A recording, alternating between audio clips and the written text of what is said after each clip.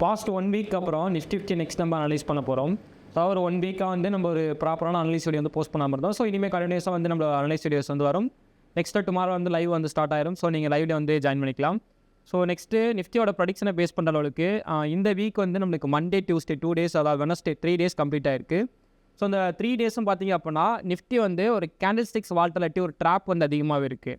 Maybe ஒரு beginner ட்ரேடாக இப்போ trade பண்ண போகிறீங்க, ஒரு 10 பாயிண்ட்ஸ் 15 பாயிண்ட்ஸ்லாம் கேப்சர் பண்ண போகிறீங்க அப்படின்னா ஸோ உங்களுக்கு எல்லாமே சின்ன ஏமாற்றம் இருக்கிறதுக்கான சான்ஸ் இருக்குது. இல்லைனா ஒரு டக்குனு மார்க்கெட்டோட மூவ்மெண்ட் பார்த்திங்க அப்படின்னா ஒரு பெரிய ட்ராப் கேண்டில் கொடுத்துட்டு அப்படியே சடனாக வந்து அந்த கேண்டில் வந்து ஒரு பர்டிகுலர் பிளேஸ்க்குள்ள க்ளோஸ் ஆகும். ஸோ அந்த ஒரு சுச்சுவேஷனில் தான் ஸோ இந்த ஒரு 3 டேஸாகவும் நம்மளுக்கு வந்து வந்துட்டு இருக்கு. நிஃப்டியோட நெக்ஸ்ட் டேரக்ஷன் தான் என்ன? அப்போ நம்ம 24,150 எதிர்பார்த்தோமே அங்கே வரலையே அப்படின்னு கேட்டிங்க அப்படின்னா, நிஃப்டி அகைன் போகிறது பார்த்தீங்க அப்படின்னா 25,200 வரைக்கும் நம்மளுக்கு ஒரு க்ரூஷியல் லெவல் இருக்குது. அந்த லெவலை ரீச் பண்ணாலும் தெரியும் நெக்ஸ்ட் 26,000 இல்லை 24,150 அப்படிங்கிறது தெரியும். ஸோ அதை பேஸ் பண்ணி தான் இப்போ டே பை டே வந்து நிஃப்டி மூவ் பண்ணுறதுக்கான பாசிபிலிட்டிஸ் வந்து கிரியேட் பண்ணிகிட்டே இருக்குது.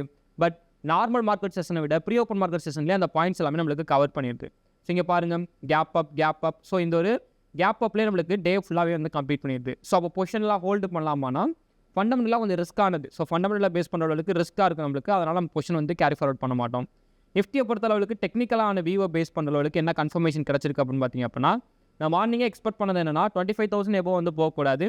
25,000 to நெக்ஸ்ட்டு 24,880 ஆர் 860 ஆர் 880 இந்த லெவல் நல்லா பார்த்துக்கோங்க. 868 to 881 இந்த லெவல்ஸ்குள்ளே இருந்து தான் நிஃப்டி எனக்கு சப்போர்ட் எடுக்கணும். ஸோ அப்போ நாளைக்கு நான் எக்ஸ்பெக்ட் பண்ணுறது நிஃப்டி நியூட்ரல் ஆர் கேப் அப்பில் ஓப்பன் ஆகுது அப்படின்னா என்னோட எக்ஸ்பெக்டேஷன் அங்கேருந்து டேரெக்டாக 860 வந்து சப்போர்ட் எடுத்துச்சுன்னா அங்கேருந்து அப் ட்ரெண்டுக்கு வந்து ஃபோக்கஸ் பண்ணுவோம். எவ்வளோ தூரத்துக்கு அப்புறம் 25,000 one of the first level target, next 25,160 to 200 இந்த லெவல் வரைக்கும் அப் ட்ரெண்ட் ஃபோக்கஸ் பண்ணுவோம். ஏன்னா இந்த லெவலில் எனக்கு க்ரூஷியல் லெவல், இந்த க்ரூஷியல் லெவலில் சப்போர்ட் எடுத்துருச்சு அப்படின்னா பெஸ்ட்டு. கிட்டத்தட்ட பார்த்தீங்கன்னா ஒரு 2 times 3 times இது first, second swing low, third swing low, இப்போ 4th ஸ்விங் லோ நம்மளுக்கு ட்ரெண்ட் லைன்லேயே சப்போர்ட் எடுத்து தான் நிஃப்டி வந்து அப் ட்ரெண்ட் வந்து போயிட்டுருக்கு. நான் இன்றைக்கான கிளியர் வியூவில் எனக்கு இந்த இடத்துல என்ட்ரிக்கான ஒரு கன்ஃபர்மேஷன் கிடச்சி. பட் நான் என்ட்ரிஸ் வந்து பெருசாக ஃபோக்கஸ் பண்ணல. ஏன்னா மார்க்கெட் வந்து ட்ராப், ரெண்டாவது நான் டே லோ வரையும் தான் எதிர்பார்த்தேன். அதுக்கப்புறம் தான் பொறுமையாக வந்து இதுக்கப்புறம் ரீட்ரஸ்ட் எடுத்துகிட்டு வருவான்னு பார்த்தேன்.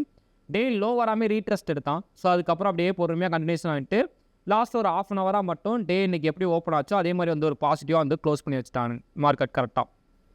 ஸோ இப்போ நிஃப்டியோட டெக்னிக்கல் வியூவு நம்மளுக்கு இங்கே இருந்த கன்ஃபர்மேஷன் பிரகாரம் என்னென்னா, நாளைக்கு இந்த பர்டிகுலர் ஏரியாக்குள்ளே ஓப்பன் ஆச்சு அப்படின்னா இங்கேருந்து ஒரு ஸ்மால் செல் ஆகிட்டு நெக்ஸ்ட்டு இங்கேருந்து நிஃப்டி அப் ட்ரெண்டுக்கு டர்ன் ஆகுது. அப்படிங்கிறப்ப 25,000 ஃபர்ஸ்ட் டார்கெட் ஆகும், 25,160 வந்து நெக்ஸ்ட் லெவல் டார்கெட் ஆகும் ஃபிக்ஸ் பண்ண நம்ம ரெடியாக இருக்கும்.